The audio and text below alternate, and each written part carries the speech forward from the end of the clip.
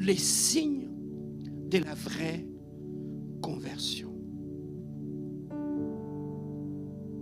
Bien-aimé, pourquoi Dieu m'a mis à cœur de partager avec toi aujourd'hui cet enseignement qui est capital, qui touche notre foi chrétienne? Bien-aimé, cet enseignement est parti d'une observation. En tant que prédicateur et enseignant de la parole de Dieu, j'aime beaucoup observer. Bien-aimé, je parle plus quand je suis sur la chair. Dès que je descends de la chair, je ne parle plus. J'entre en mode observation. Beaucoup de mes enseignements viennent de mes observations.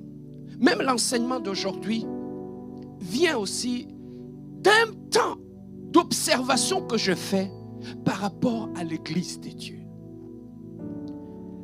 Bien-aimé, lorsque tu regardes dans l'Église, la plupart des termes que nous employons au sein de l'Église, lorsque tu vas dans l'Église, tu vas comprendre que il y a une certaine méconnaissance des termes que nous employons souvent dans l'Église.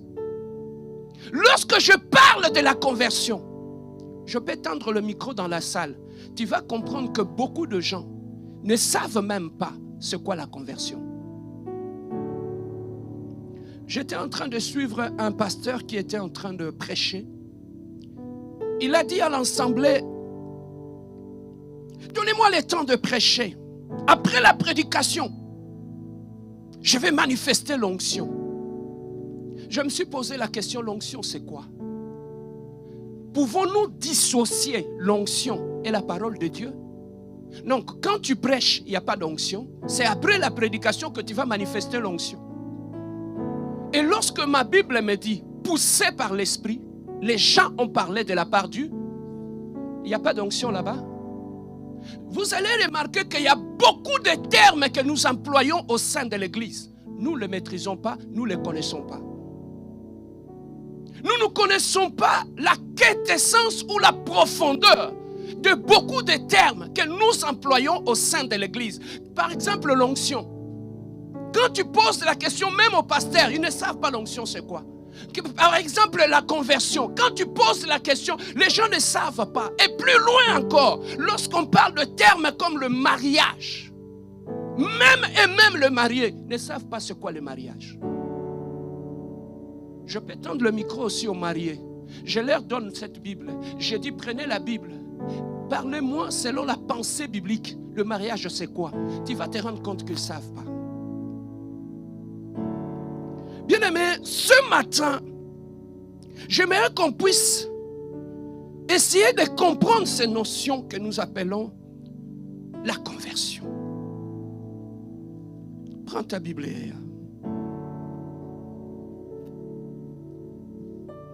Nous sommes dans le livre de 2 Corinthiens.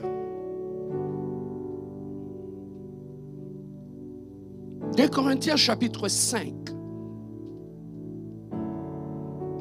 Verset 17.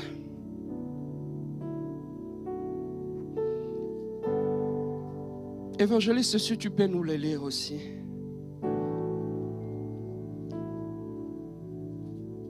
Et 2 Corinthiens chapitre 5. Prends un micro, papa.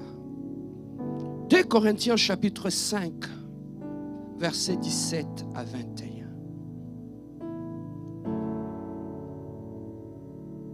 2 Corinthiens, chapitre 5, verset 17. Est-ce que nous sommes tous là? Ok, on y va, évangéliste. Vas-y doucement pour que nous puissions comprendre la profondeur de ce texte.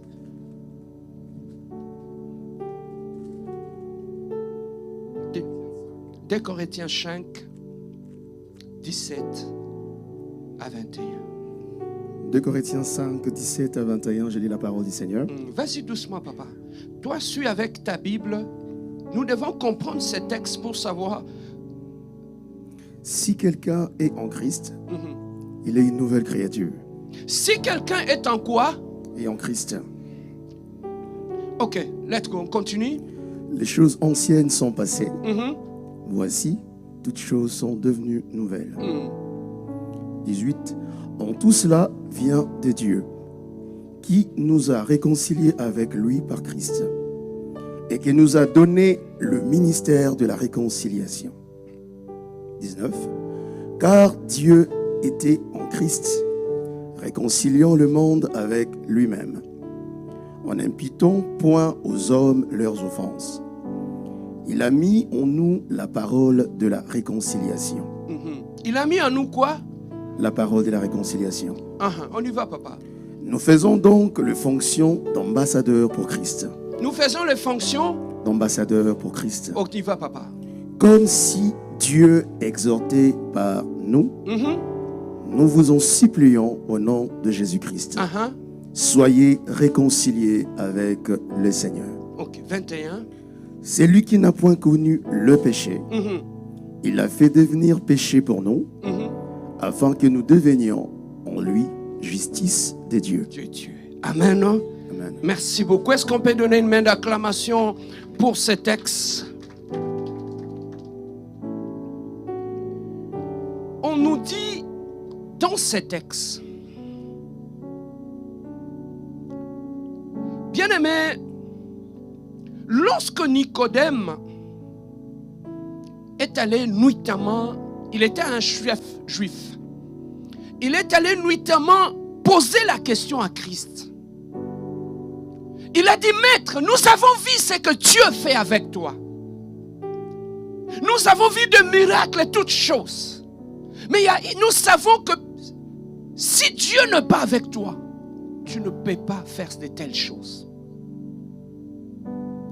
Automatiquement, Jésus lui a coupé la parole et lui a répondu, Nicodème, il faudrait que tu puisses d'abord naître de nouveau. Que tu puisses d'abord connaître l'expérience de la nouvelle naissance, Nicodème.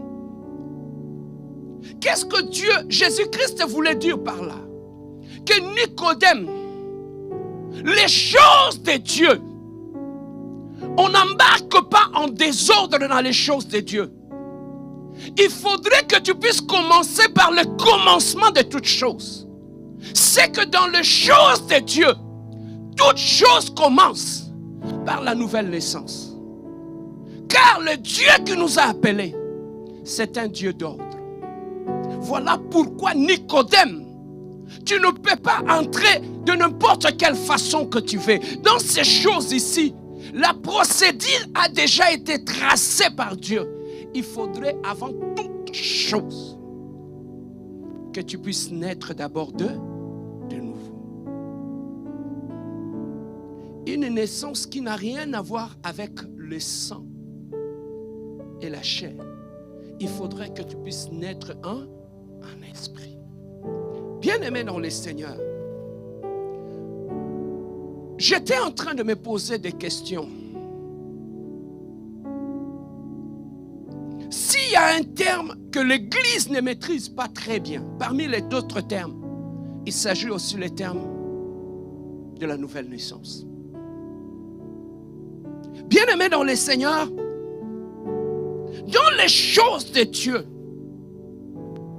toute chose commence d'abord par la nouvelle naissance.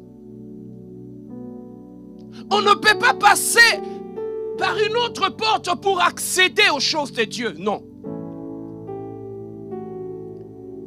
Mais pourquoi, pasteur, tu nous parles aujourd'hui de la nouvelle naissance? Bien-aimé, retenez ceci, nous sommes au temps de la fin.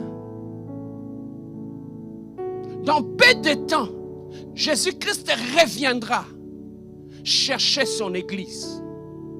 Mais lorsque bien-aimé Jésus reviendra, il viendra chercher son peuple à lui. Ceux qui sont nés de nouveau et qui sont devenus enfants de Dieu. Si nous n'enseignons pas ces choses à l'Église, on risque de vivre l'enlèvement et de voir la plupart des gens, non pas dans le monde, dans l'Église, rester sur la terre.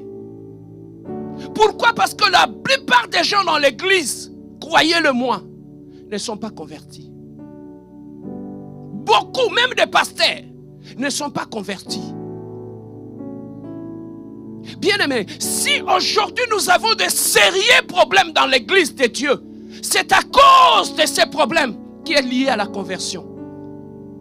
Si aujourd'hui, malgré de tonnes et de tonnes de prédications que nous écoutons au sein de l'église, mais il n'y a aucun changement, c'est lié à ces problèmes de fausse conversion dans l'église. L'église est remplie de fausses conversions.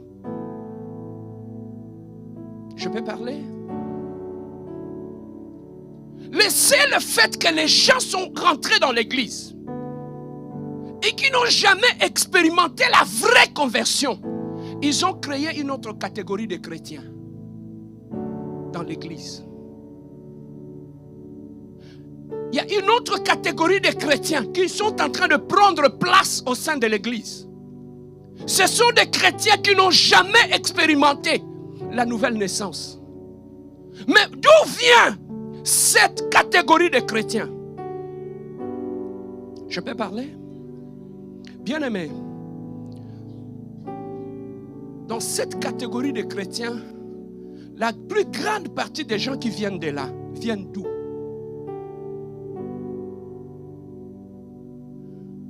La plupart des gens qui viennent de là, ce sont des gens qui ont été nés dans l'église, grandis dans l'église, ils connaissent les choses de l'église.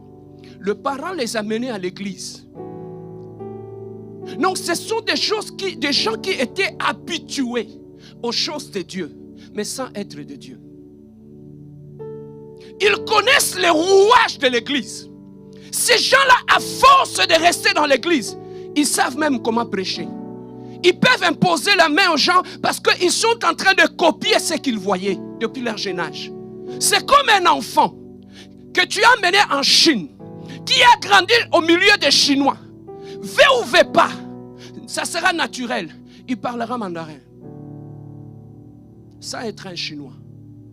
Mais lorsque tu l'écoutes au téléphone, bien aimé dans le Seigneur, tu croiras que c'est un Chinois. Bien aimé, moi mes enfants sont nés ici, grandis ici. Si je te tends le téléphone, tu écoutes mon fils, tu vas croire que c'est un Québécois. Amen, hein? Si tu lui demandes de parler en lingala, son lingala est tantôt plus tôt. Pourquoi? Parce que c'est dans cet environnement où il a grandi. Il ne connaît pas autre chose que ce qu'il a réussi par rapport à cet environnement. C'est comme ça aussi dans l'église. Il y a beaucoup de gens qui ont grandi dans l'église, qu'on croit être chrétiens alors qu'ils ne le sont pas. Je peux parler?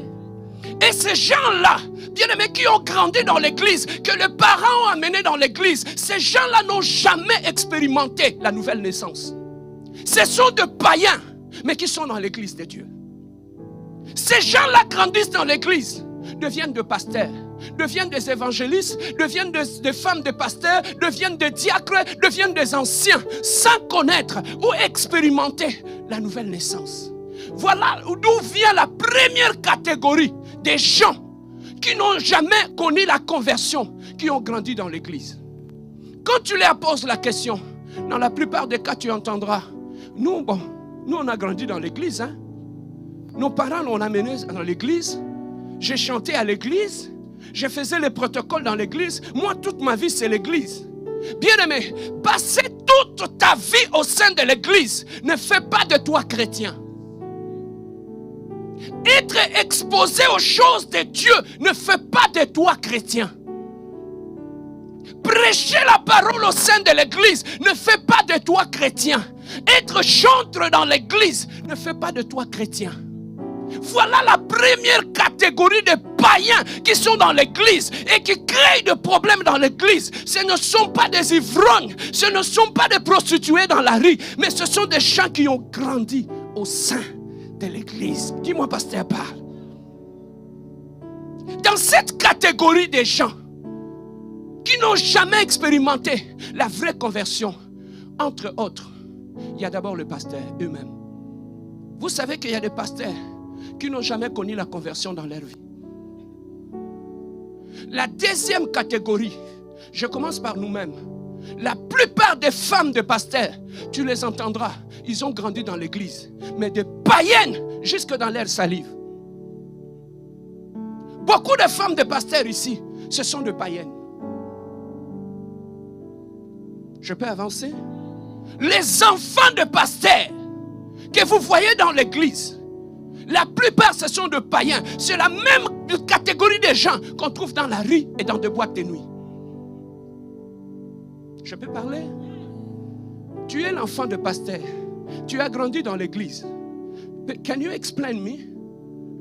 How come tu as perdu ta virginité dans la présence de Dieu? Je peux parler? Pose la question aux enfants de pasteurs. Où est-ce qu'ils ont perdu leur virginité? Dans l'église.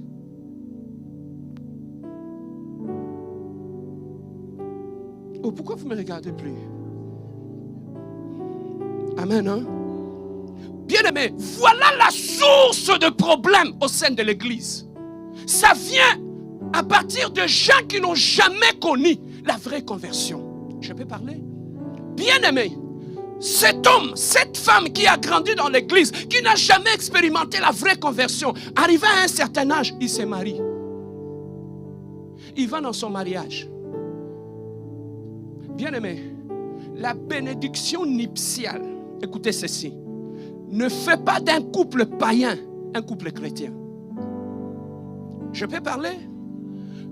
La bénédiction nuptiale n'est pas une machine à laver où on fait rentrer un couple païen et ça ressort un couple chrétien. Non.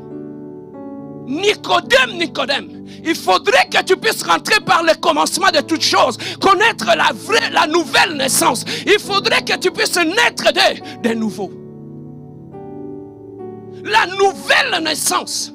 Papa, beaucoup de choses que tu vois dans nos familles, de beaucoup de démons que nous chassons, frère, c'est faux. Le vrai problème, ce ne sont pas les démons. C'est un problème qui est lié à la fausse conversion. Mais pasteur, c'est quoi au fait la vraie conversion? Nous rentrons dans les textes que nous avons lus.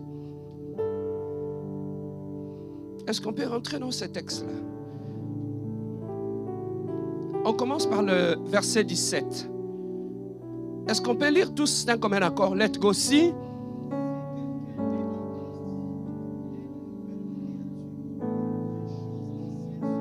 On s'arrête là. Si quelqu'un est en Christ d'abord, la Bible précise, ça veut dire que quelqu'un peut ou ne pas être en Christ. Il est dans le monde.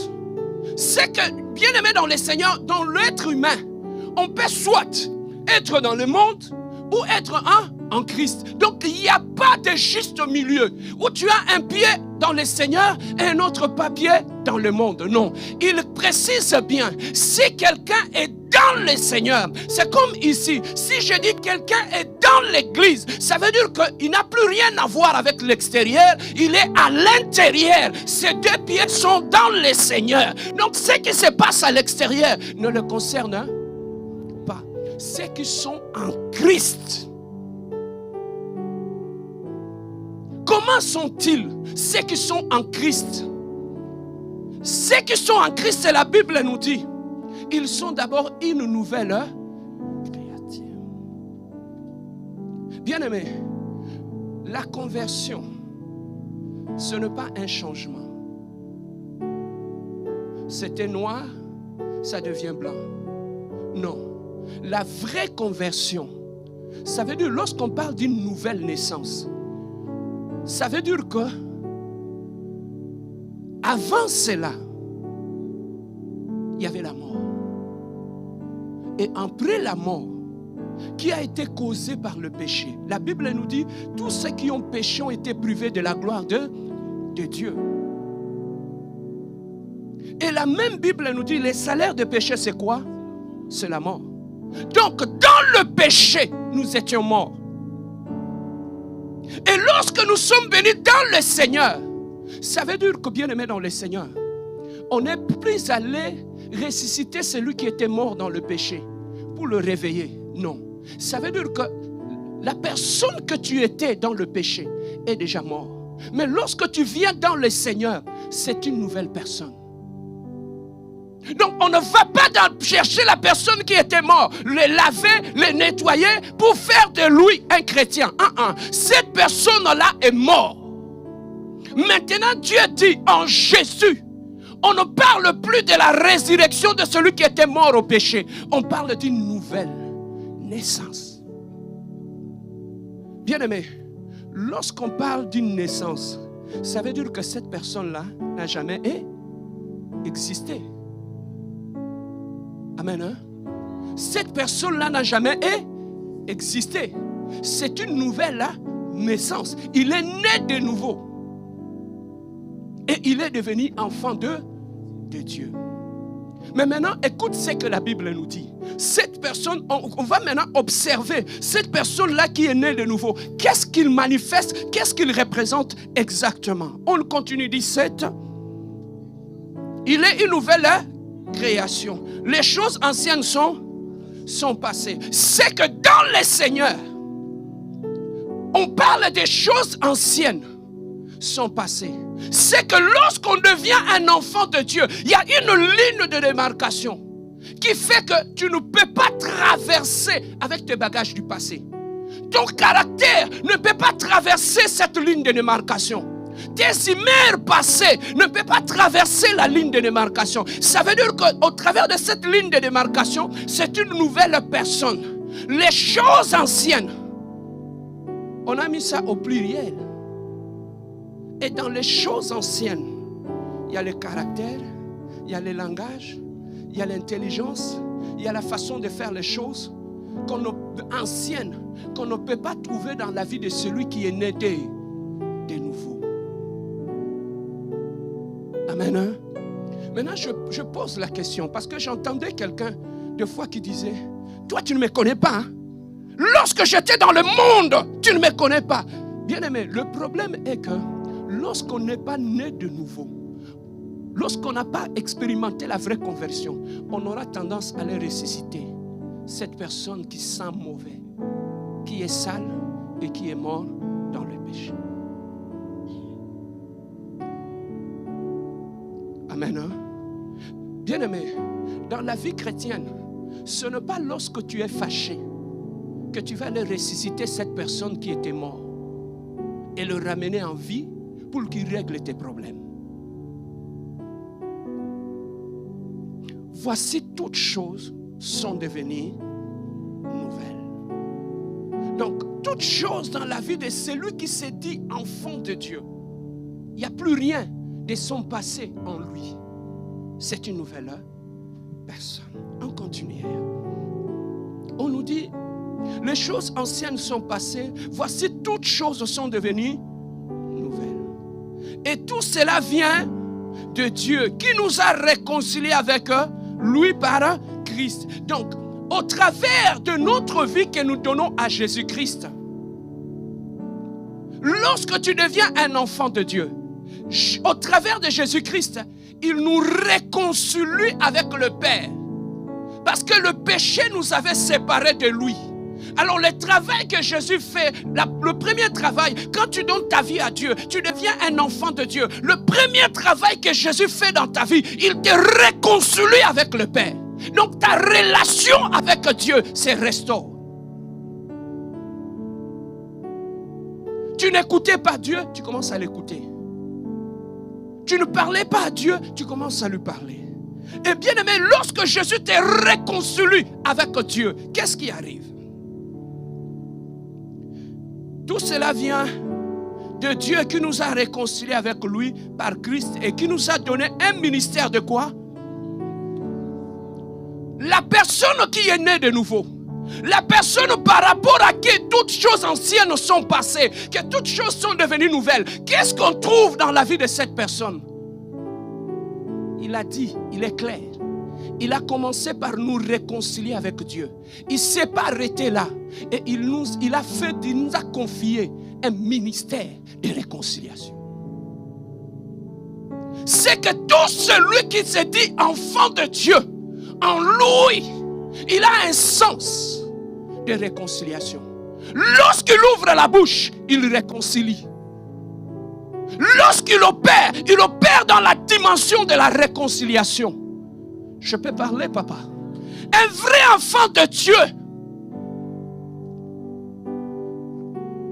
c'est une vraie source de réconciliation. Là où il met ses pieds, s'il y avait la division, rien que sa présence, il est capable de réconcilier des frères qui ne s'entendaient pas. Il est capable de réconcilier dans l'église un frère et une sœur qui ne se parlaient pas. Parce qu'il a mis en nous l'esprit de la réconciliation et il nous a donné la parole de la réconciliation. Voilà pourquoi lorsque je prêche d'abord pour réconcilier l'homme avec Dieu et ensuite réconcilier l'homme avec son frère. J'opère dans l'horizontal et dans la verticale. Un vrai message de Dieu qui vient de l'Éternel. Réconcilier l'homme avec Dieu et réconcilier l'homme avec son frère. Lorsque je prêche, les familles se réconcilient. Lorsque je prêche, le divorce s'arrête. La restauration s'opère. Lui nous a donné un ministère de réconciliation. Je peux parler? Tu vois la conséquence d'une vraie conversion? Tu réconcilies. C'est que ça veut dire un vrai enfant de Dieu qui a reçu le ministère de la réconciliation. Lorsqu'il entre dans ta maison, il réconcilie. Là où il met ses pieds, il a un message de réconciliation. Maintenant, d'où vient la division parmi nous?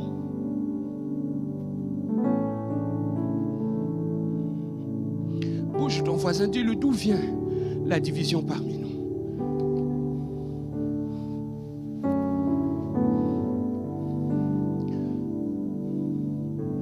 Un vrai pasteur, lorsque tu le rencontres, en lui, il y a la parole de la réconciliation. Un vrai pasteur, lorsqu'il ouvre la bouche, il ne sème pas la division ni la confusion. Parce qu'en nous, Dieu nous a réconciliés avec Dieu.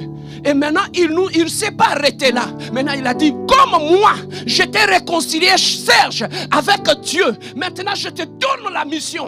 Allez maintenant réconcilier le peuple de Dieu avec Dieu. My God. Voilà pourquoi il a dit à Simon Pierre, regarde, lorsque tu seras affermi, Pierre, va affermir tes frères. Va affermir tes frères. Va apporter la parole à tes frères. Cette parole qui réconcilie l'homme et Dieu et qui réconcilie des familles. Voilà pourquoi ici à l'église de la compassion, Dieu ne nous a pas donné un autre message. Regarde, Dieu nous a donné un message de réconciliation. Vous rentrez divisés, vous êtes réconciliés. Je proclame et déclare, dans cette église, il n'y aura aucun divorce. Aucune famille ne sera divisée dans cette famille. Nous n'allons pas enseigner la division de famille ni la division des gens. Parce que la parole que nous avons reçue à la compassion, c'est une parole de réconciliation. Je peux parler? Ça ne vient pas de moi. Ça, c'est le parfum qu'un vrai converti dégage. Maintenant, je te prends le contraire. Tout cela, c'est lorsque tu es né de nouveau. Et les choses anciennes sont passées. Tu es devenu une nouvelle créature. Mais maintenant, quand tu as grandi dans l'église, sans naître de nouveau, en toi, il n'y aura jamais un ministère de réconciliation, ni les paroles de la réconciliation. Voilà pourquoi, sans les forcer, tu divises les gens.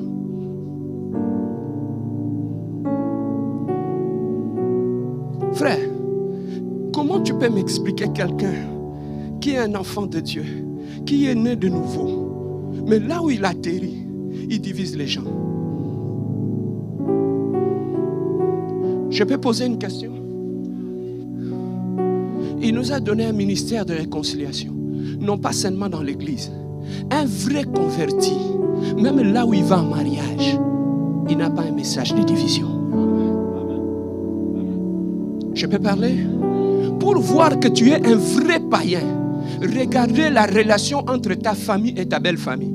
Tu vas comprendre qu'entre ces deux familles, il y a un païen. Je peux le parler? Oh, pourquoi vous me regardez comme ça? Hein? Frère, donc il y a des choses, papa, qu'on n'a pas besoin de fermer les yeux et de commencer à parler en langue. Dieu me montre, Dieu me montre.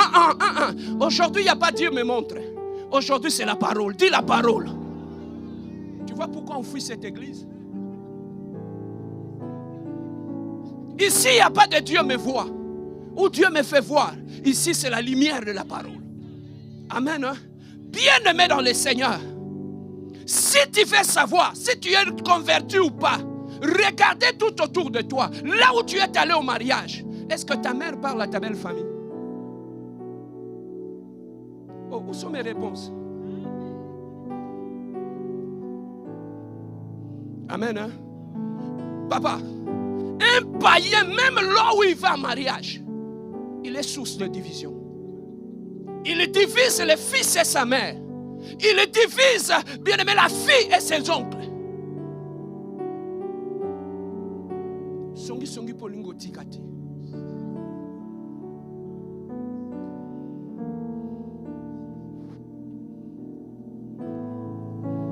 Il nous a donné, car tout cela, 18, vient de Dieu, qui nous a réconciliés avec lui par Christ et qui nous a donné un ministère de quoi? De réconciliation. Car Dieu était en Christ, réconcilier le monde avec lui-même et en l'imputant point aux hommes leurs offenses. Il a mis en nous le parole de quoi? De réconciliation. Maintenant, je te pose des questions. Un vrai converti, on trouve en lui les paroles de la réconciliation. Maintenant, quand deux personnes ne s'entendent pas dans ta famille ou dans ton église, quand ils t'appellent toi, tu leur dis quoi?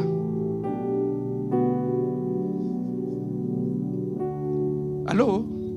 Tu leur dis quoi? Tu vois la conséquence des fausses conversions? Papa, tu ne peux pas voir ni le ministère, ni les paroles de la réconciliation quand tu n'es pas né de nouveau. Le contraire de la réconciliation, tu deviens une source de division partout où tu es. Parce qu'en toi, il n'y a pas de parole de réconciliation. Tu entres dans l'église, tu divises. Tu entres au travail, tu divises. Partout où tu mets tes pieds, tu divises. Maintenant, regarde ton voisin, dis-lui, est-ce que tu as les paroles de la réconciliation?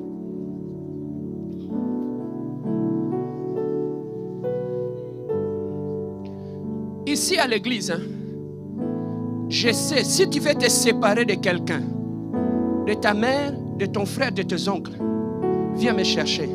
Il y a des gens dans l'église, je vais te confier ces gens-là. En 5 minutes, ils vont bousiller ton mental jusqu'à te faire voir que ta mère est une sorcière. Si tu veux te diviser de ta belle famille, j'ai des TikTokers ici, je vais te confier à eux. Il va te TikToker jusqu'à ce que tu deviendras toqué. Pourquoi? Parce qu'en eux, il n'y a aucun message de réconciliation. Il nous a réconciliés avec le Père et à la fin, il nous a confié le ministère de réconciliation et il a mis en nous le parole de la réconciliation. Toutes ces choses-là est la conséquence d'une vraie conversion et de la nouvelle naissance. Celui qui n'a jamais expérimenté cela, c'est un sérieux problème. Deux fois au bureau, je pose la question aux gens. Je leur dis, papa, parle-moi un peu de ta conversion. Pasteur, bon, nous on a grandi dans l'église. Hein? Quand on était à Maluku, on allait prier avec les parents. Oui, tu allais prier avec les parents. Mais est-ce que tu es capable de me dire quand est-ce que tu étais né de nouveau? À quelle année que tu étais né de nouveau? Oh, pasteur. Pasteur, toi aussi avec des questions, pasteur. Une personne qui n'a jamais expérimenté la nouvelle naissance n'aura aucun témoignage par rapport à celui qu'il était et à celui qu'il est devenu. C'est lui qui a réellement expérimenté la nouvelle naissance. Il connaît où se trouve la ligne de démarcation dans ta vie. Il peut te parler de l'avant et de l'après. Est-ce que toi tu peux faire cet exercice-là? Tu peux nous parler de l'après, de l'avant et de l'après?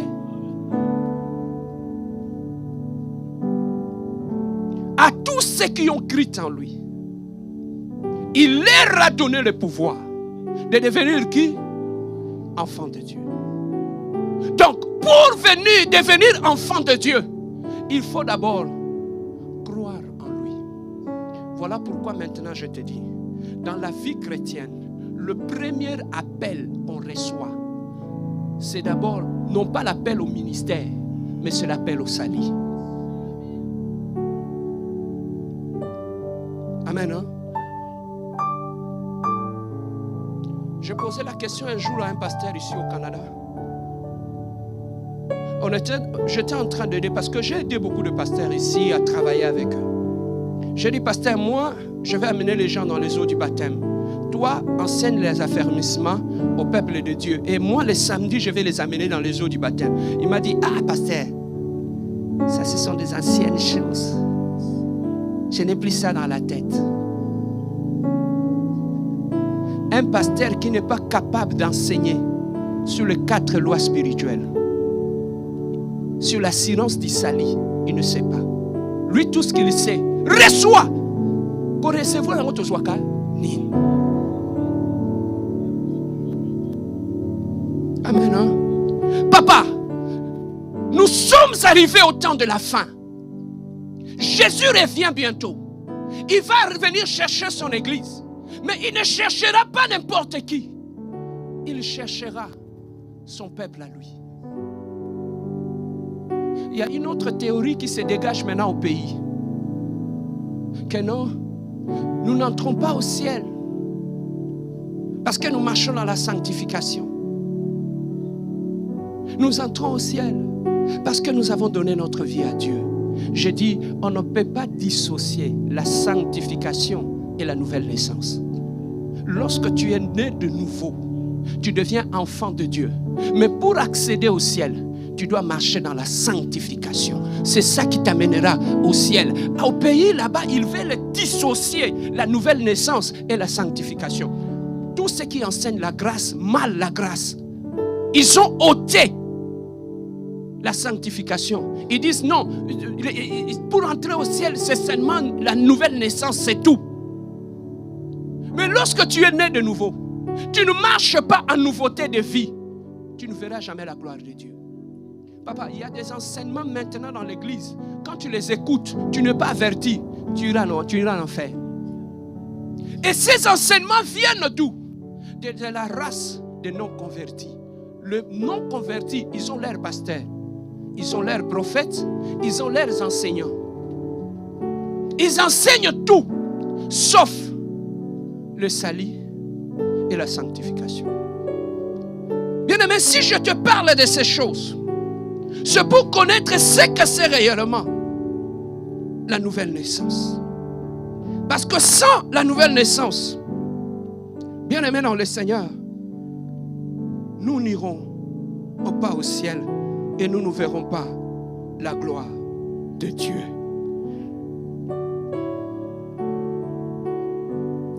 Prends ta Bible dans le livre de Matthieu, chapitre 7. Je ne serai pas long aujourd'hui. Prends ta Bible, Matthieu, chapitre 7.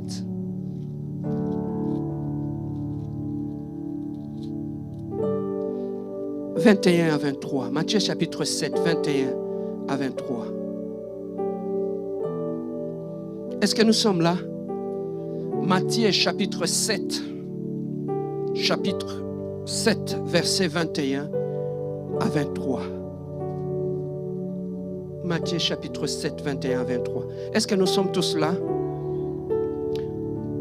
Lisons le verset 21 ensemble, d'un commun accord. Let's go, say.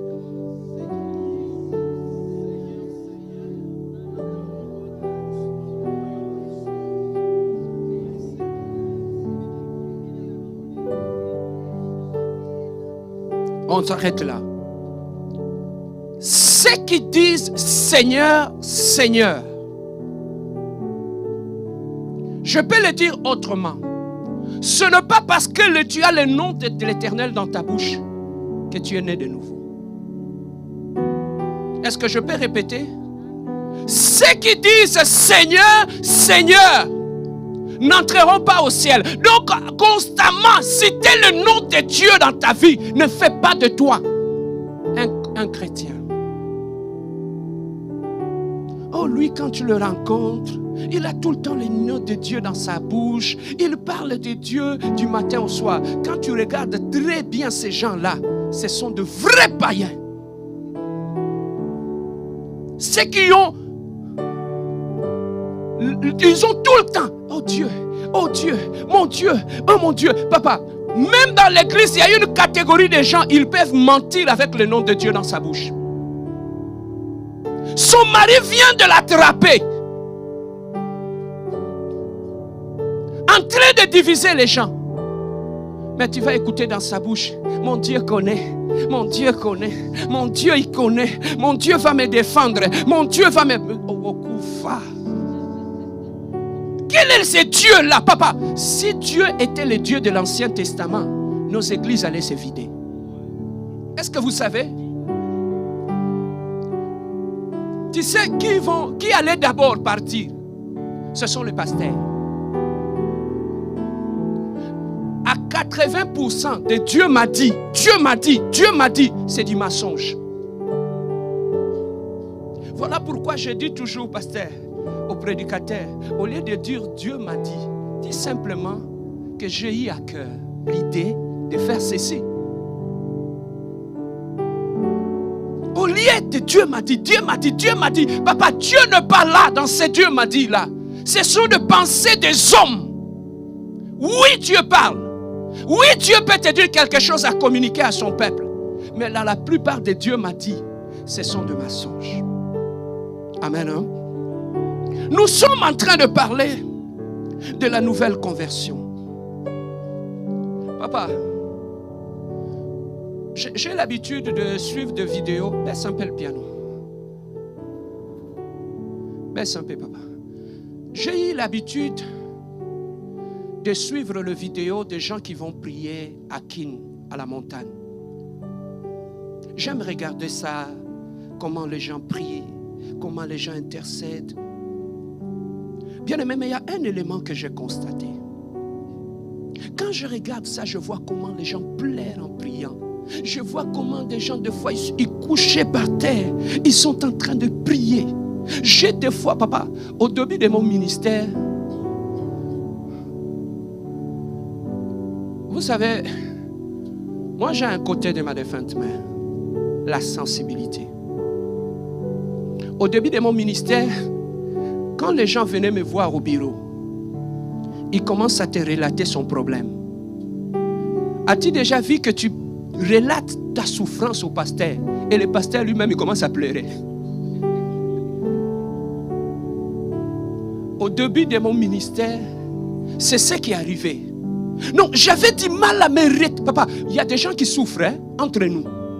Au pays là-bas, il y a des gens bien aimés. Quand tu entends ça, tu te dis, est-ce que ça, c'est un scénario ou c'est une réalité?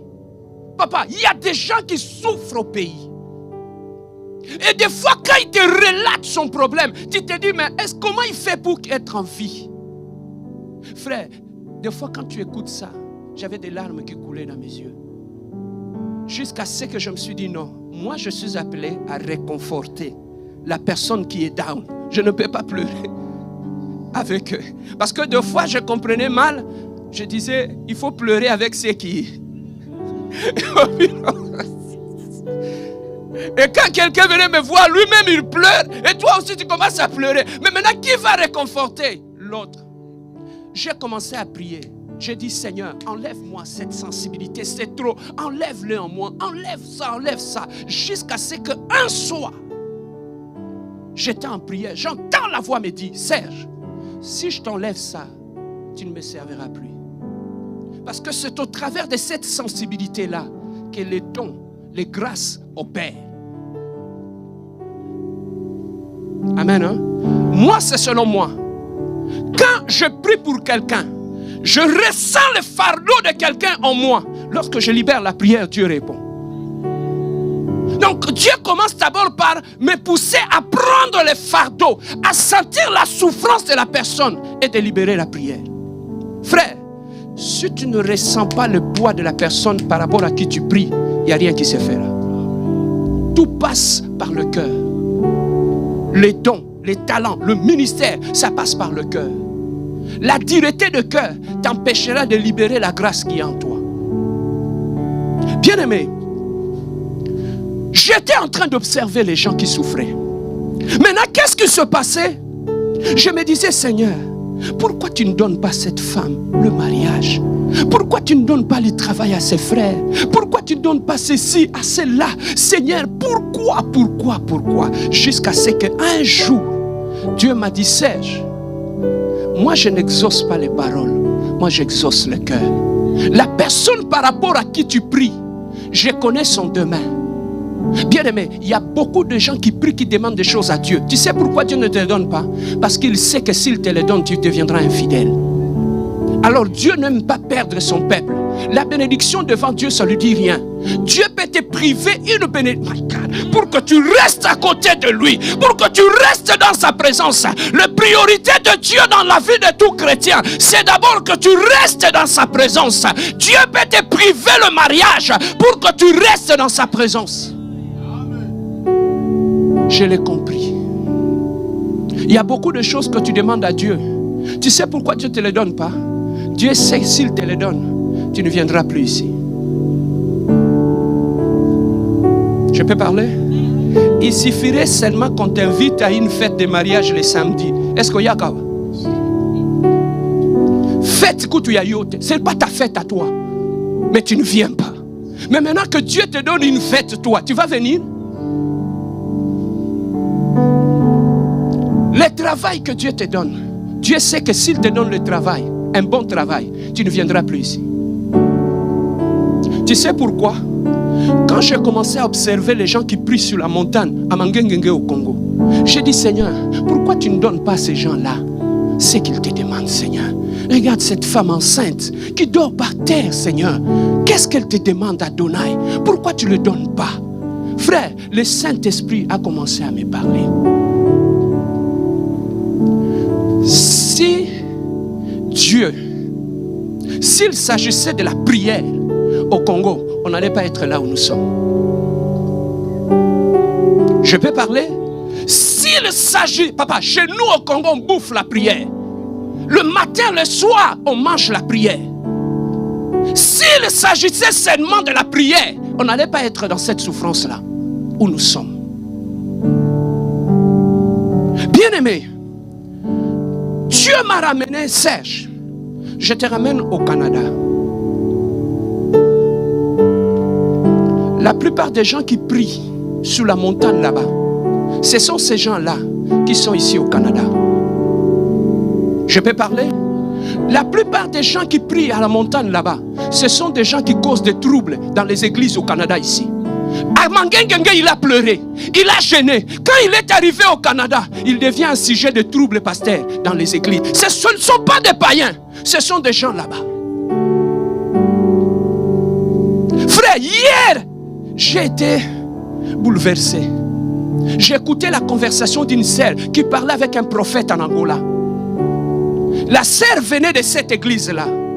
Maintenant, quand elle parle au prophète qui est le responsable de l'église, il dit, prophète, bon, je donne n'importe quel nom, prophète Papi,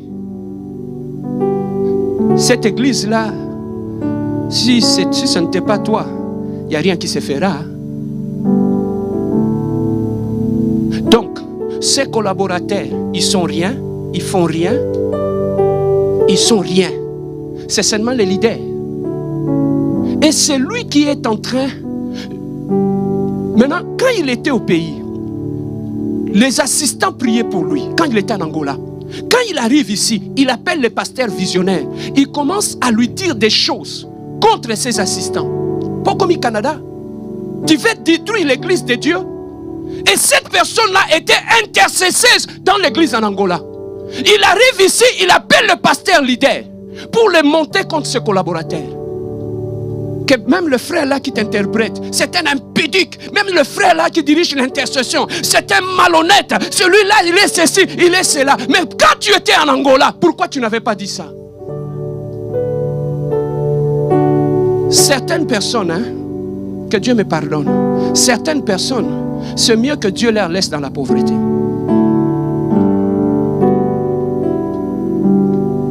Amen. Frère, les gens qui divisent les églises au Canada, ce ne sont pas les païens. Ce sont des gens qui viennent de Manguenguengue. J'ai regardé une vidéo. Une femme, elle est enseignante dans une église, que je ne vais pas citer le nom. Elle est enseignante à l'église. Pasteur, il a collé son mari, il lui a déchiré les habits. Mais c'est une prédicatrice à l'église. Et le mari, il a tellement souffert de ça. Il a pris son appareil, il a commencé à filmer. Et la femme commence à cacher son visage pour qu'on ne voit pas. Mais pourquoi ne laissez pas apparaître? Je peux parler? Frère, ici chez nous, la compassion. La première chair, si tu veux prêcher, ça commence d'abord dans ton mariage. Sois d'abord une prédicatrice dans ton mariage avant de venir nous prêcher ici. Ici, il n'y a pas au Tchèba fond de thé, non, compliqué et venir nous embrouiller sinon. On ne laissera pas ici. Oh non, comme j'entends souvent maintenant, la génération de first lady, de first lady, de first. Frère, ces choses-là, ça n'existe pas ici. Tu veux prêcher la parole, prêche d'abord ton mari à la maison. Montre des exemples. N'allez pas sur les réseaux sociaux, n'allez pas sur TikTok nous enseigner. Papa, tu veux qu'on te laisse prêcher ici à l'église? Je vais d'abord appeler ton mari. Papa Vanda, est-ce que ta femme elle est chrétienne?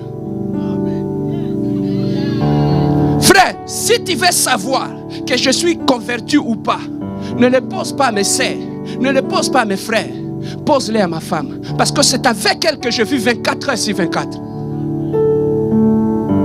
Je peux parler? Frère, la Bible nous dit, vous les reconnaîtrez par leurs fruits. Quand on est un enfant de Dieu, on a subi la nouvelle naissance, on manifeste le fruit digne de la repentance. On ne peut pas produire autre fruit que les fruits qui sont dignes de la repentance. Il y avait une église ici, j'aidais un jeune pasteur, un prophète que Dieu utilisait puissamment. Ici à la salle, j'allais l'aider. Je crois dans les années 2007 ou 2008. Ces frères-là, il a souffert, il a bâti son église. Maintenant, il s'est souvenu qu'il avait laissé une sœur à l'église qui dirigeait l'intercession. Il a épousé, il a fait le mariage. Il a dit, pasteur, je ne vais pas aller nulle part ailleurs. Je vais épouser la sœur X, Georgine par exemple. Papa, la sœur est arrivée ici au Canada. Il a fait tout le démarche. Ce frère, ce pasteur, ce prophète-là, son église évoluait bien. Le jour que la sœur est arrivée, il m'a dit, frère Serge, tu vas m'accompagner, on va aller la chercher à l'aéroport. Nous sommes allés à Trudeau ici. On arrive chez eux à la maison parce qu'on avait tout préparé. Il m'a dit, pasteur, tu vas diriger un peu la prière pour recevoir maman. Elle est arrivée. Papa, je ferme mes yeux, je commence à prier. Ce que je vis en esprit, la sœur, elle était là devant moi. Mais en esprit, je la voyais, son image. Mais elle était habillée des habits déchirés et des habits sales. Vous savez, quand tu vois ça, tu as du mal à expliquer au mari. Voilà ce que je vis quand je vis ta femme. Mais son mari me parlait d'une intercesseuse. Mais quand j'ai fermé les yeux, j'ai vu que cette femme avait les habits sales. Elle était assise dans une poubelle. Je n'ai rien dit. J'ai fini ma prière, je suis parti. J'ai dit peut-être ce sont mes pensées ou mes idées.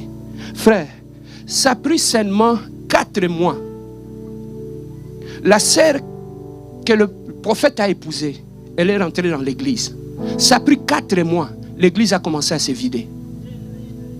Pas 5, 4 mois. L'église a commencé à se vider. Tu sais pourquoi? l'esprit ne ment jamais. Cette femme, en entrant à l'église, à côté de son mari, la Bible dit on donne que ce qu'on a. Elle n'était pas chrétienne, elle était païenne. Elle a manifesté la nature païenne. Les gens ont commencé à fouiller. Une vraie Jézabel.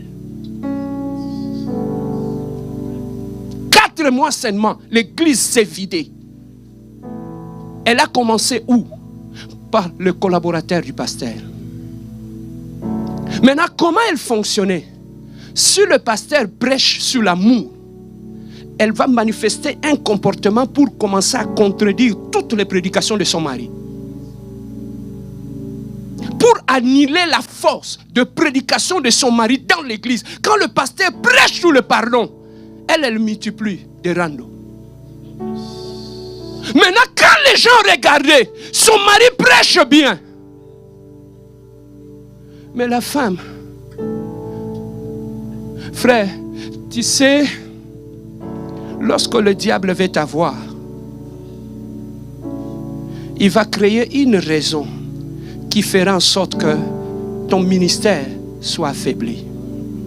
S'il ne les trouve pas chez toi, il les trouvera chez la personne que tu mets à côté de toi. Frère, quand tu as une grande destinée, fais attention à la personne que tu amènes dans ta vie. Fais attention. Les choses que je te dis, moi je l'ai expérimenté ici au Canada. J'avais une église ici, je faisais des délivrances. J'ai commis l'erreur, j'ai appelé un pasteur qui était là, viens, tu vas faire des délivrances avec moi.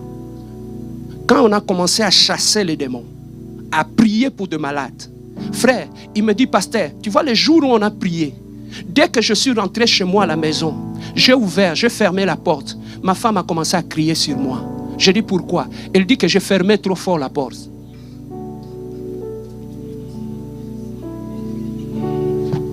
Frère, si ta femme n'est pas convertie, n'allez jamais jouer sur le terrain de la délivrance. Amen. Hein? Si ta femme n'est pas convertie, n'allez jamais jouer aux choses de Dieu. Reste assis sur le banc. Prie jusqu'à sa conversion. Parce qu'il est très dangereux d'aller dans une guerre spirituelle avec une personne qui n'est pas dans l'alliance.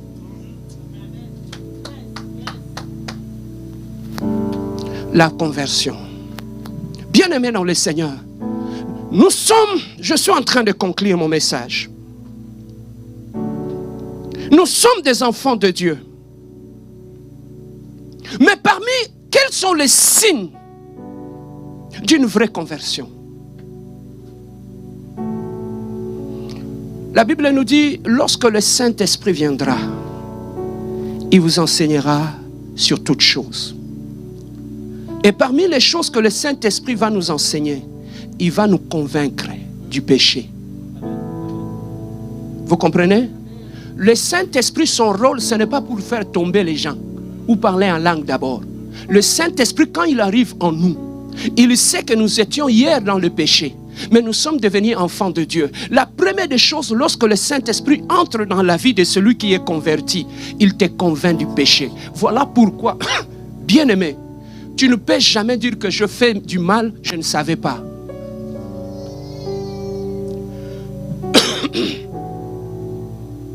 Amen. Hein? Le Saint-Esprit en nous nous convainc du péché. Un vrai converti ne peut jamais, on peut tomber, mais on ne reste pas là où nous sommes tombés. Tu vois les signes d'une vraie conversion. D'abord, un vrai enfant de Dieu, le Saint-Esprit lui convainc que tu es dans le péché. Tu vois quand on conduit nos voitures, dès qu'il y a un problème dans le moteur, le check engine s'allume. Un vrai enfant de Dieu, dans son tableau de bord, il y a un check engine qui reste allumé. S'il y a une chose qui me met dans une situation de confort, c'est lorsque je conduis et que le check engine s'allume. Le Saint-Esprit, c'est le rôle qu'il fait. Il nous convainc du péché. Il nous convainc du péché. Tu ne peux pas faire du mal à ton mari ou à ta femme et dire que je ne savais pas. Lorsque les enfants d'Israël sont sortis de l'Égypte, ils ont traversé la mer Rouge. Ils voulaient aller à Canaan parce qu'ils savaient qu'ils avaient une promesse. Dieu a dit, petit, bottez les mains. Loyengete. Il a dit, regardez en haut, il y a la colonne de feu, il y a la colonne de nuée. À partir d'aujourd'hui, vous n'allez plus marcher selon vous-même, mais vous allez marcher en regardant en haut, en suivant le déplacement de la colonne de feu et de nuée. Quand tu deviens un vrai enfant de Dieu, tu suis le mouvement du Saint-Esprit dans ta vie. Tu ne te déplaces plus par rapport à toi-même. Tout ce que tu fais, tu ne le fais pas ce que ton cœur te pousse à faire, mais tu marches par rapport à la direction du Saint-Esprit qu'il te donne. As-tu le Saint-Esprit? Est-ce que nous avons tous le Saint-Esprit en nous? Oh. Est-ce que nous avons tous le Saint-Esprit en nous? Maintenant, j'ai une question. Si tu as le Saint-Esprit en toi, comment se fait-il que tu peux rester en conflit avec ton frère, avec ta sœur? Aujourd'hui, ça fait 5 ans.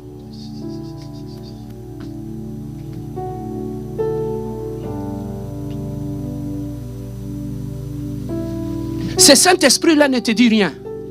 Frère, s'il y a une chose qui peut s'il y a quelque chose qui peut t'enlever la paix dans le mal, comme le Saint-Esprit, tu n'as pas l'idée.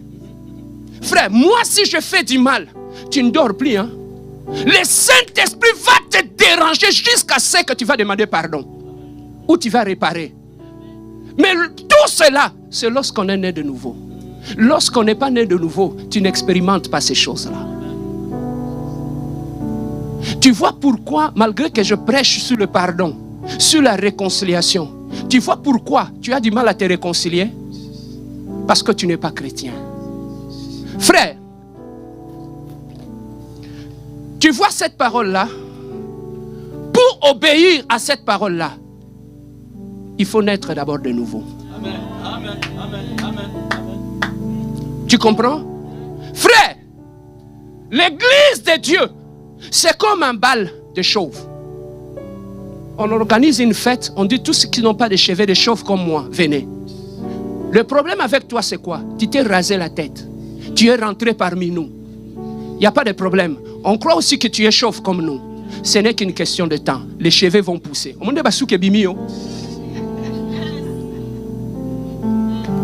Amen. Hein? Tu as vu, hein?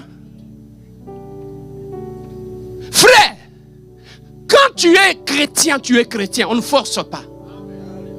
Voilà pourquoi beaucoup de gens, leur vrai problème, ce n'est pas la délivrance, c'est d'abord la nouvelle naissance.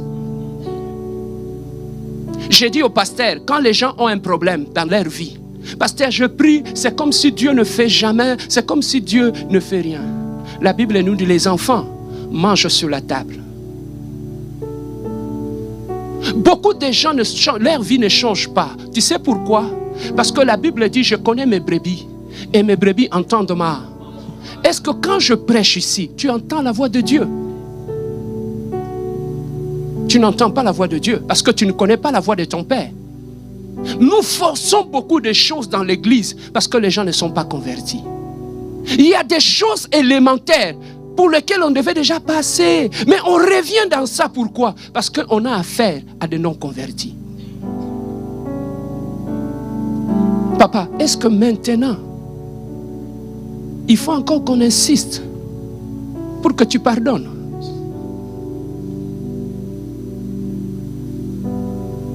Yaya, tu peux tout imiter. Mais il y a 2 choses que tu ne peux jamais imiter. 3. L'amour, la sanctification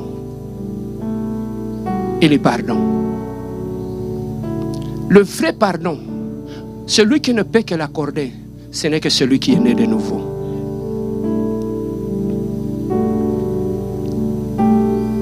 Bien-aimé, même la parole de Dieu, pour la mettre en pratique, il faut naître d'abord de nouveau. Dans la nouvelle naissance, il y a 2 choses. L'accepter comme notre sauveur et le laisser diriger notre vie comme le Seigneur. Le Seigneur, c'est celui qui règne. Est-ce qu'il règne sur ton caractère? Est-ce qu'il règne sur ton cœur? Beaucoup de gens se sont limités seulement à accepter Jésus-Christ comme sauveur.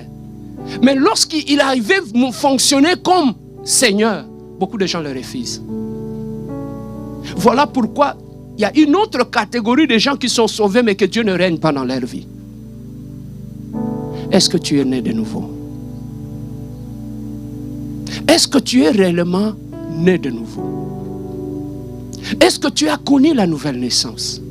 Est-ce que tu peux nous parler de l'avant-toi et de l'après-toi? Est-ce que tu peux nous montrer où se trouve la ligne de démarcation dans ta vie? Est-ce que tu peux nous le montrer? Je me bats des fois ici à l'église. Des fois je pleure. Tu sais pourquoi? Parce que j'ai affaire à des non-convertis. Voilà pourquoi moi, frère, je ne te dirai jamais, Dieu te rendra grand, Dieu fera de ceci, Dieu te rendra, tu verras de miracles. Non. Frère, il y a certaines choses qui se manifesteront dans ta vie en devenant simplement enfant de Dieu. Ça te donne accès à certaines bénédictions. Tu n'as pas besoin de prier pour toi, pour ça. Rien que quand tu deviens enfant de Dieu, les choses arrivent. Maintenant, pour finir, pourquoi au pays, nous avons raté nos conversions? Je finis par là. On nous a montré un Jésus au Congo ou en Afrique par rapport à qui on va lorsqu'on a des problèmes. Tu vois le Jésus que toi tu connais? C'est le Jésus de problèmes. Qu'est-ce qui t'a poussé à commencer à prier? C'est parce que tu as eu des problèmes. Voilà pourquoi quand tu es entré dans les choses de Dieu par la mauvaise porte, tu ne grandiras jamais dans les choses de Dieu. Au Congo, la plupart des gens prient à cause de la souffrance. C'est ça qui fait que, papa, des gens qui priaient, qui parlaient en langue au Congo, qu'est-ce qui fait que quand tu arrives au Canada, papa, je te pose la question, comment se fait-il que tu peux rester chez toi à la maison? Tu sais que les dimanches, les gens sont à l'église et tu es en paix avec ça. David dit, mon cœur est dans la joie lorsqu'on me dit d'aller à la maison de l'Éternel. Mais comment toi tu trouves la joie hors de la maison de l'Éternel? Ça se passe au Canada. Mais maintenant, pourquoi beaucoup de chrétiens qui sont venus de l'Afrique, quand ils arrivent ici au Canada, redeviennent de païens? C'est parce qu'ils n'ont jamais été de chrétiens. Les dieux qu'on les a enseignés, c'est les dieux de pauvres. Les dieux vers qui on va quand on a des problèmes. Voilà pourquoi quand tu arrives au Canada, tu as maintenant des yaourts, tu as du lait, tu as des fromages. Maintenant, on a enlevé la cause qui avait fait que tu puisses aller vers Dieu. Iras-tu encore vers Dieu? Non, je te pose la question, non? Entre nous, yo zoli yaourt du ça. Raisin, yo zoli. Yo kuno zoli m'appelle. Na madame. Amen. Hein? Maintenant, quand tu arrives ici, tu ouvres le frigo. Il y a du lait. Tu sais combien de tours que tu fais dans le frigo? Aller-retour. Mais maintenant, quand tu as tout ça, frère, moi j'ai dit, on vit le vrai christianisme. C'est ici. Quand tu y as, papa, tu regardes dehors, ta voiture est là. Tu ouvres le frigo, il est plein. Tu ouvres la garde-robe, les habits sont pleins. Demain, tu as le travail. Tu ouvres le téléphone, tu regardes ton compte. Tu as 30 000 $ dans le compte. C'est là qu'on saura si tu es vrai chrétien ou faux. Ce n'est pas au pays. Ce n'est pas au pays. Parce que là-bas au pays, les dieux qu'on nous a montrés, c'est les dieux de la pauvreté. Les dieux par rapport à qui on va quand on a des problèmes. C'est ça qui fait que quand on enlève la cause qui t'avait amené chez Dieu, tu restes à la maison. Mais maintenant, quelle est la bonne catégorie? C'est celui qui est allé vers Dieu. Non pas parce que je manquais le mariage. Non pas parce que je manquais de quoi m'habiller. L'amour de Dieu m'a amené au bas de la croix. Que j'aille ou je n'aille pas, qu'il y ait à manger ou pas, je suis dans la présence de Dieu. Je suis de la race des Habakkuk, des gens qui sont fidèles au poste. Qu'il neige, qu'il pleuve, je suis devant la présence de Dieu parce que mon amour avec Dieu n'a rien à voir avec le matériel, n'a rien à voir avec tout. Que j'aille ça ou pas, ça, ce sont des bénéfices. Mais je reste dans la présence de Dieu. Je suis là, mes deux pieds sont là. Papa, ici même les pasteurs abandonnent la foi à cause des yaourts. Il ferme la Bible et il s'assoit. Pourquoi? C'est le Dieu qu'on nous avait montré en Afrique. Tu veux que je te dise une chose? Écoutez même les cantiques de nos musiciens. Tu vas écouter que ce sont des cantiques qui vont dans la direction. Pasinangai, Pasinangai, Minioko Nangai. Il n'y a plus de cantiques qui amènent quelqu'un à aimer Dieu comme au temps des assemblées de Dieu vers les années 80 où on s'appelait des frères, on n'avait pas de titre, on allait à l'église par amour.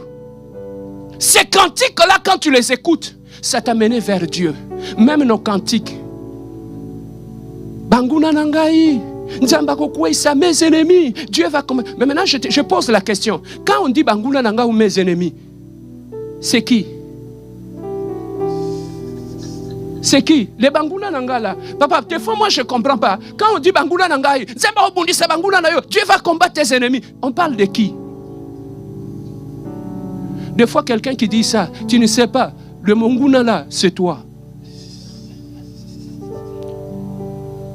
Des gens qui t'ont accueilli dans le mariage, qui t'ont célébré, qui t'ont honoré pendant les dots. Tu entres dans ton mariage. La belle famille. Bah, comme Banguna Nayo.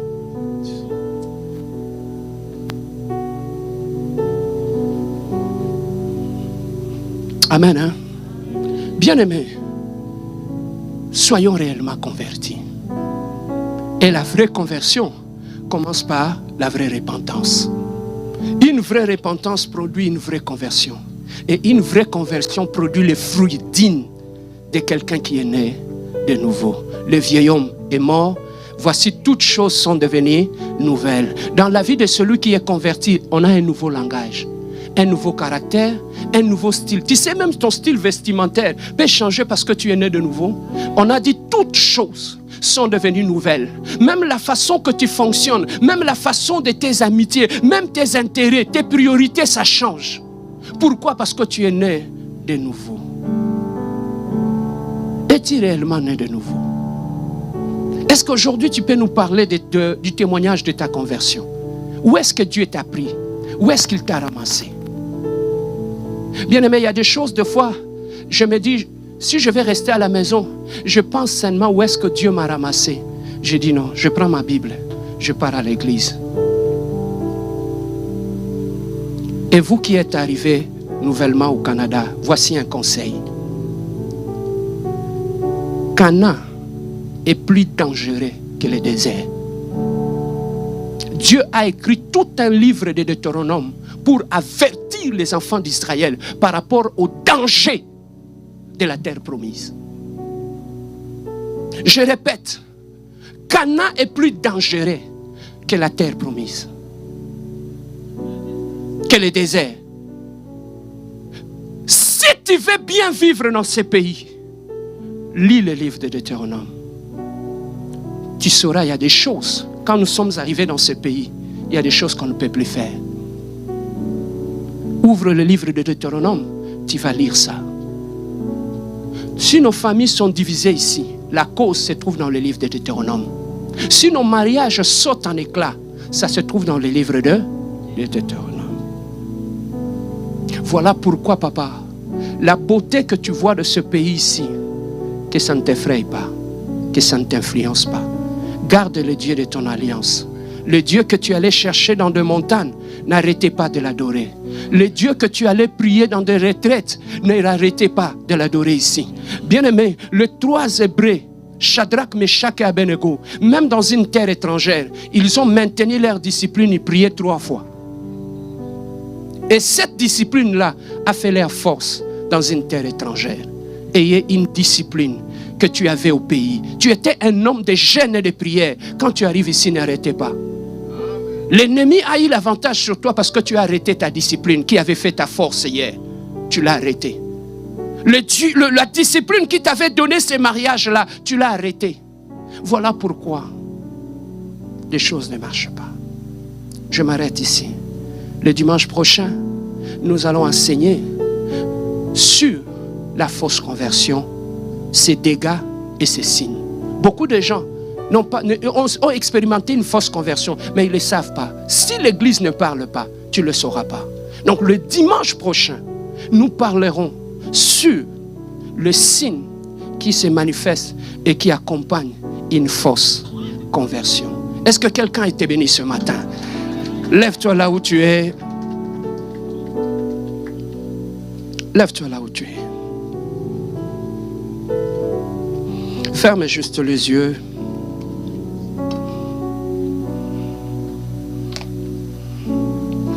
À la lumière de la parole que nous venons d'écouter, nous avons les yeux fermés.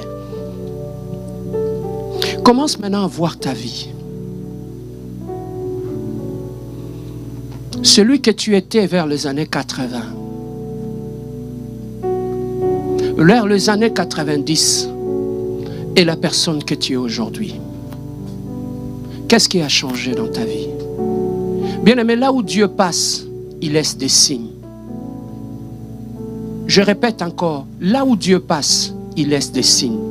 Quels sont les signes que Dieu a laissés dans ta vie, dans ton cœur, dans ton langage et dans tes paroles? Est-ce qu'aujourd'hui tu es sûr que si Dieu revient aujourd'hui, est-ce que tu seras enlevé? Où passeras-tu ton éternité? Où passeras-tu ton éternité? Il y a des gens bien-aimés qui n'ont pas encore donné leur vie à Dieu. Mais je ne sais pas de quoi sera faite demain. J'aimerais que si cet après-midi tu es ici, tu te rends compte que tu dois renouveler. Tu dois renouveler ton alliance, ton engagement avec Dieu. Mets ta main sur la poitrine. Si tu sens que comme la façon que j'ai marché, je sens dans mon cœur que je vais renouveler mon alliance avec Dieu. Mets la main droite sur la poitrine, je vais prier avec toi. Mets la main droite. Ne soyez pas gênés. Si tu sens que la façon que les choses sont en train d'aller, je dois renouveler mon engagement, mon alliance avec Dieu. Mets la main sur la poitrine. Maintenant, je vais parler à la catégorie des gens. Tu sens dans ton cœur que tu as grandi dans l'église. Mais tu ne sais pas quand est-ce que tu avais donné ta vie à Dieu. Mais tu veux réellement devant Dieu lui dire que Seigneur, je te donne ma vie. Mets la main sur la poitrine. Mets la main droite encore. Mets la main droite. Si tu veux donner cet après-midi, Dieu te donne cette occasion. Dieu te donne cette occasion. La Bible nous dit, il est réservé à l'homme de mourir une seule fois. Après vient le jugement. Bien-aimé, sans la nouvelle naissance, tu n'entreras pas au ciel. Si tu sens que tu veux renouveler ton alliance avec Dieu, mets la main au cœur. Si tu sais que maintenant, je vais moi-même, je l'ai fait quand j'étais un enfant, mais maintenant je vais prendre en âme et conscience la décision maintenant de donner ma vie à Dieu, de lui laisser ma vie. Bien-aimé, c'est peut-être ça qui bloque ta vie. C'est parce que tu ne l'as pas encore donné, sincèrement, ta vie. Mets la main droite sur le cœur. Je vais prier avec toi. Maintenant, pour prier avec toi, je te demanderai une chose. Avancez vers moi ici. Viens, je vais prier avec toi. Toi qui as mis la main droite dans le cœur, viens devant. Viens ici. Viens devant moi. Nous allons prier ensemble. Avance, n'ayez pas honte. Je viens à toi. Oui, je viens à toi. Je viens à toi. Je viens à toi. Tu sens que je vais renouveler mon engagement avec Dieu. Ne soyez pas gênés, bien-aimés dans le Seigneur. Donnez l'espace, donnez l'espace, donnez l'espace. Avancez. Oui, je viens à toi. Je viens à toi. Je viens à toi, Yahweh, tel que Je suis. Je viens à toi. Yahweh. Oui, je viens à toi. Je viens à toi. Je viens à toi, Yahweh. Tel que je suis, je viens à toi. Je viens à toi. Oui, je viens à toi. Je viens à toi. Je viens à toi, Yahweh. Tel que je suis. Oh, naïe, naïe, naïe, naïe, Kolo, naïe, naïe, naïe, naïe, naïe, Yahweh. Ndenye nazali, naïe, naïe. Que ce soit l'expression de votre cœur, que ce soit la prière que vous adressez à Dieu. Je viens à toi tel que je suis. Après avoir écouté un tel message, l'humilité fait que on puisse reconnaître réellement, soit on est pécheur, on n'a jamais donné sa vie à Jésus, soit on est au milieu des chrétiens, mais on n'a jamais expérimenté la nouvelle naissance.